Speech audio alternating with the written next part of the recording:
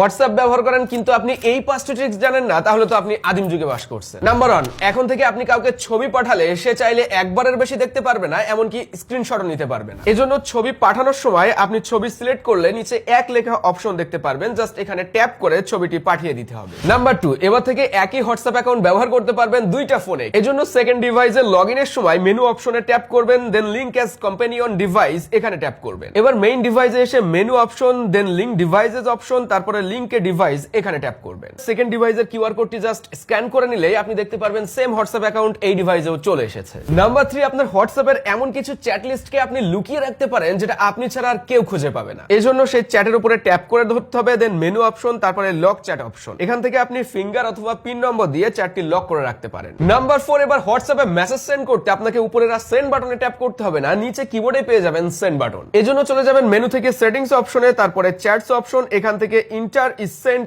এই অপশনটা এনেবল করে দিবেন। নাম্বার 5, হোয়াটসঅ্যাপে এমন ভাবে চ্যাট করা যায় যে চ্যাট লিস্ট আপনি চাইলেই দুইজনের কাছ থেকেই অটোমেটিক ডিলিট হয়ে যাবে। এজন্য সেই চ্যাটে ঢুকে মেনু অপশনে ট্যাপ করবেন, দেন ডিসঅ্যাপিয়ারিং মেসেজেস অপশনে ট্যাপ করে সময় সিলেক্ট করে দিবেন। কোন ট্রিক্সটি আপনার কাছে ভালো লাগলো অবশ্যই কমেন্ট করে জানাতে পারেন। ভিডিও ভালো লাগলে লাইক, কমেন্ট, শেয়ার করবেন।